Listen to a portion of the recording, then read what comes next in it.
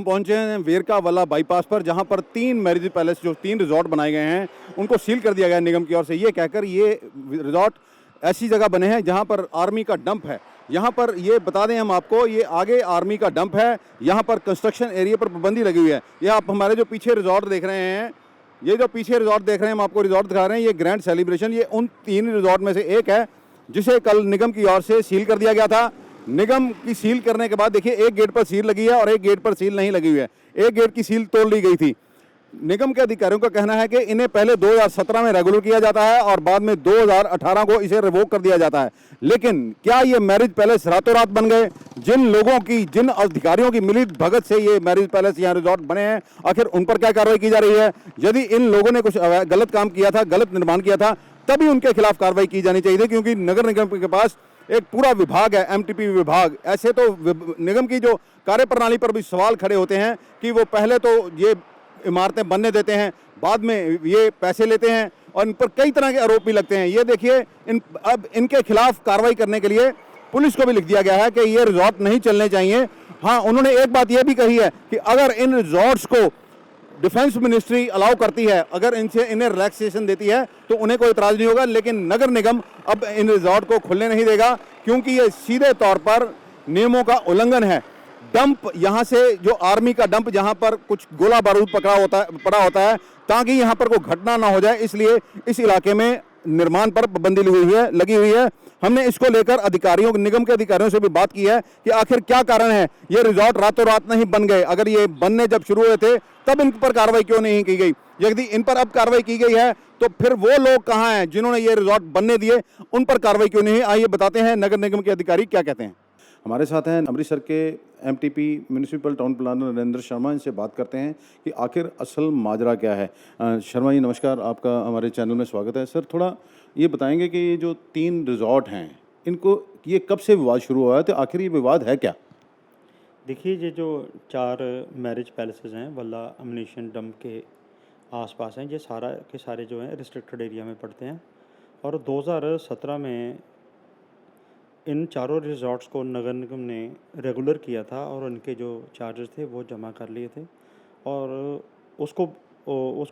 इन सभी को रेगुलराइज करने से पहले जो बेस लिया गया था वो थी एक government of India home ministry की लेटर थी, सॉरी डिफेंस मिनिस्ट्री की, और उसमें कोई 10 मीटर का था कि 1000 गज को शॉर्ट करके 10 मीटर कर दिया restricted zone surround the ammunition dump. लेकिन वो अम्यूनिशन डंप के लिए नहीं था, वो इनका जो रेजिडेंशियल एरिया उसके लिए था। और जब ये मामला हमारे उस समय के कमिश्नर मिसेज सोनाली गिरी जी के ध्यान में आया, तो उन्होंने इन चारों रिजॉर्ट्स को जो परमिशन दे रखी थी उसको उन्होंने रिवोक कर दिया। कौन कौन से हैं चारों रिजॉर्ट ये? एक तो जी फॉरेस्ट विला, और दूसरा सामने लिली रिजॉर्ट, एक वेस्टर्न विला और ग्रैंड सेलिब्रेशन। अच्छा शर्मा जी, आमतौर पर देखा जाता है छोटी सी इमारत बनती है तो वहाँ पर डिपार्टमेंट पहुँच जाता है, सबको पता चलता है ये इमारत बन रही है, लॉ। तो ये 4 रिजॉर्ट बन गए, तो क्या अधिकारियों को पता नहीं चला? देखिए, ऐसा नहीं है कि छोटी इमारत पे पहुंचते हैं तो बड़ी पे नहीं पहुंचते। अगर बड़ी पे पहुंचते हैं तो तभी इस पे सील लग रही है, और तभी उन्होंने हर एक ने 50, 60, 70 लाख रुपए जमा कराए हैं। वो ऐसे ही नहीं कराए थे, वो हमारे बंदे वहाँ अप्रोच कर रहे थे तभी पैसे जमा कराए थे। लेकिन क्योंकि ये मामला जो है नेशनल सिक्योरिटी के साथ, डिफेंस के साथ जुड़ा हुआ है, इसलिए इसको हमने गंभीरता से लिया। और 2018 में मैम ने, वही कमिश्नर थे वापस तब आके, सोनाली गिरी मैम, तो उन्होंने उन मैरिज की जो रेगुलेशन थी उसको रिव्यू कर दिया। और उसके बाद हमने उनको डेमोलिशन नोटिस भी दिए, और डेमोलिशन जो है वो उन्होंने कोर्ट से स्टे ले लिया।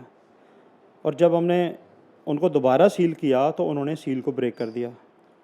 तो तब मैं तो यहाँ था नहीं अमृतसर में, मैंने जो फाइल को पढ़ा है, तो उस समय थाना जो मोहकमपुरा है अमृतसर का, पुलिस कमिश्नरेट, उसमें FIR नंबर 70 ऑफ 2019 और रजिस्टर्ड है, उसकी इंक्वायरी चल रही है। और अब जो सील लगाई है इसमें हमने देखा है कि 2 मैरिज पैलेस वालों ने उस सील को फिर ब्रेक कर दिया, एक गेट सील रहने दिया, एक गेट की सील तोड़ दी है। तो इनको हम दोबारा FIR के लिए लिख रहे हैं। फाइल जो हमने अपने माननीय कमिश्नर साहब को भेज दी है अप्रूवल के लिए। जैसे ही उनसे हमें अप्रूवल मिलती है, हम इनका एक तो बिजली कनेक्शन कटवाएंगे और दूसरा इनके ऊपर दोबारा FIR दर्ज करवाएंगे। अच्छा शर्मा जी, जैसे आपने कहा कि इनको रेगुलराइज कर दिया गया था, तो क्या इन्होंने कुछ फीस जमा कराई थी? जी हाँ, जो उस टाइम जो पंजाब गवर्नमेंट की इलीगल मैरिज पैलेसेस को रेगुलराइज करने की पॉलिसी थी, उसके अंडर जितने भी चार्जेस ये सभी ने पे किए हुए हैं। तो जब आपने इनको रिवोक किया, जैसे दोबारा उन्होंने ऑर्डर वापस दिए, तो क्या इनकी फ़ीस वापस की गई? नहीं, फ़ीस तो इनकी फ़ॉरफिटेड है जी। और इनमें एक चीज़ आपको और ऐड ऑन कर दूं कि जो फॉरेस्ट विला है ना, जो फॉरेस्ट रिजॉर्ट है, उसकी जो हमने परमिशन कैंसिल की थी, जो उसको रेगुलाइज करके, उसके ऊपर दोबारा फिर उसके ऑर्डर विड्रा कर लिए हैं। अभी आज की डेट में वो मैरिज पैलेस जो है चल रहा है और रिवोक नहीं है उसकी परमिशन, उसके पास परमिशन है और बाकी तीनों के पास नहीं है।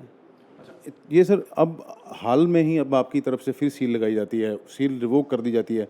जिन लोगों ने वो मैरिज पैलेस बुक कर रखे हैं, आखिर मतलब ये विवाद कहाँ जाके थमेगा? देखिए, ये जो मसला है मिनिस्ट्री ऑफ डिफेंस का है, अगर वहाँ से कोई इनको क्लियरेंस मिलती है या एनओसी मिलती है तो फिर तो ये ऑटोमेटिकली सारे रेगुलाइज हो जाएंगे।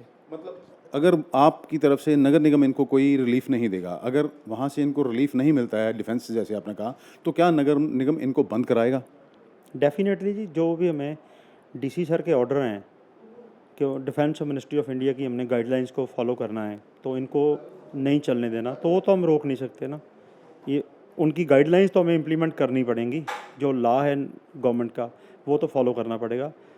तो इनके ऊपर क्या फिर दोबारा एफआईआर दर्ज करवाई जा रही है, जिन लोगों ने सील तोड़ी है, या जिन लोगों की मान लीजिए किसी ने बुक करवा रखा है, आप लोगों को क्या मैसेज देंगे? देखिए, ये किसी ने हमारे से ये तो आके पूछा नहीं ये मैरिज पैलेस चल रहा है कि नहीं चल रहा है, क्या ये लीगल है इलीगल है। लोग अपने लेवल पे बुकिंग कराते हैं, उसमें हमारे एंड पे तो कोई रिप्लाई देना नहीं बनता। ठीक है, लोग अपनी मर्ज़ी से कोई पैलेस बुक कराते हैं तो उन्होंने खुद ही देखना है क्या इसमें हम फंक्शन करें कि नहीं करें, क्या ये रेगुलर है कि इलीगल है। ये मतलब मेरा सवाल यह है कि अब निगम की ओर से जैसे उन्होंने सील तोड़ी है, या ये बंद रहेंगे पक्के तौर पर जब तक डिफेंस से कोई ऑर्डर नहीं आता है? ये हम आज ही माननीय हमारे जो कमिश्नर ऑफ पुलिस हैं, हम उनको भी एक पत्र लिख रहे हैं कि इनको ना चलने दिया जाए और जो हमारी सील है उसको हम दोबारा लगा रहे हैं और इसको इंटैक्ट रखा जाए। अच्छा, एक और आपके ऑफिस में एक बिल्डिंग इंस्पेक्टर के पति की ओर से कुछ उसारी कराने के लिए पैसे मांगे जाते हैं, 1 लाख रुपया, उसे लेकर क्या कार्रवाई की जा रही है? देखिए, वो उसमें मेरे को कमिश्नर साहब ने कल बुला के कहा था कि इसको आप चेक करो, तो वो इंस्पेक्टर का रिप्लाई मेरे पास कल शाम का आ गया है। तो आज हम उसकी स्टेटमेंट लेकर के जो भी रिपोर्ट है मैम को सबमिट कर देंगे और इसके ऊपर मैम ही आपको बताएंगे।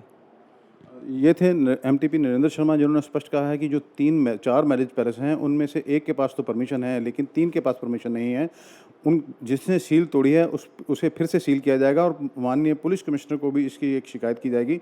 ये मैरिज पैलेस सील कर दिए गए हैं, इसलिए इन्हें चलने ना दिया जाए। अगर ये सील तोड़कर खोलने की कोशिश करते हैं तो इनके खिलाफ कार्रवाई की जाए। इन्होंने स्पष्ट कहा है कि अगर डिफेंस मिनिस्ट्री इन्हें कोई रिलीफ देती है तो ये रिलीफ देती हैं तो उन्हें कोई इतराज़ नहीं होगा, लेकिन नगर निगम ऐसी स्थिति में इन मैरिज पैलेसों को चलने नहीं देगा। अमृतसर से D4 न्यूज़ के लिए दीपक भंडारी की खास रिपोर्ट।